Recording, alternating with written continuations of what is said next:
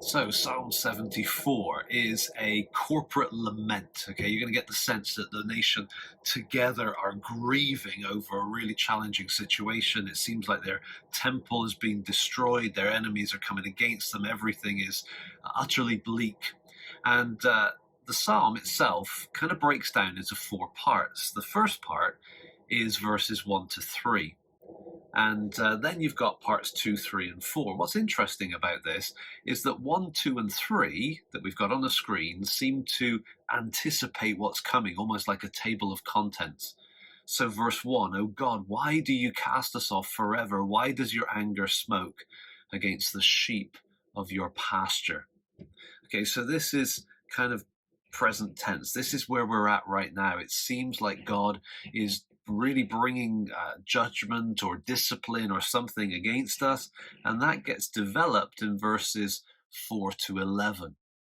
But then verse 2 points us back in time. It's kind of this rear looking emphasis. Remember your congregation, which you have purchased of old, which you have redeemed to be the tribe of your heritage. Remember Mount Zion where you have dwelt. So it's looking back, it's saying, Lord, remember this, remember what you've done, how you have redeemed. And this kind of backwards look is developed in verses 12 to 17. And so we've got the present situation, the present kind of destruction that they were facing, followed by remember your rescue or your redemption, remember the redeeming that you've done in the past. And then I suppose we're looking in verse 3 forward.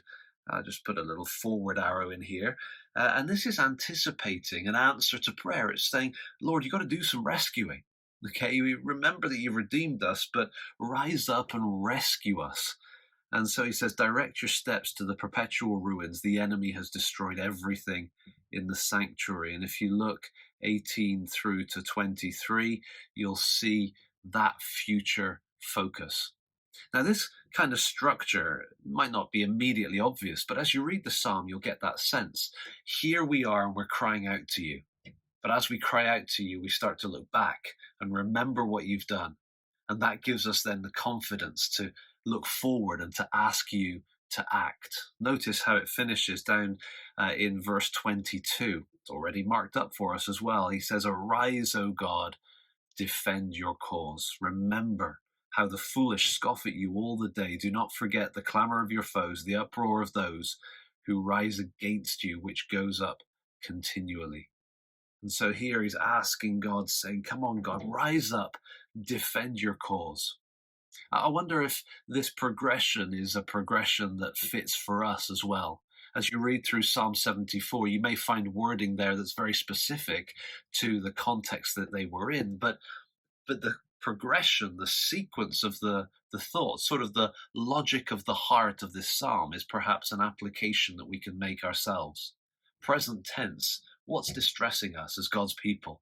Present tense, what is against God? What is the rising wave of ungodliness that threatens us? Why does it seem perhaps that God has kind of cast us aside, that God is bringing discipline against our nations and so on? Maybe it does. Well, then what do? Well, then you let your thinking go back. What has God done?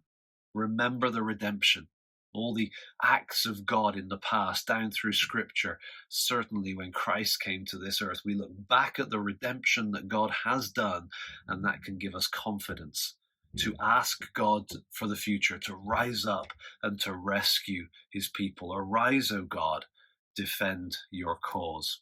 And so take a look at Psalm 74. You might find words that are useful for you to share with God in prayer, but you also might find something that you can share with someone else to encourage them, to help them, to cheer them along as they're trying to live by faith in our God too. So Psalm 74, take a look, see what you find, share it with others.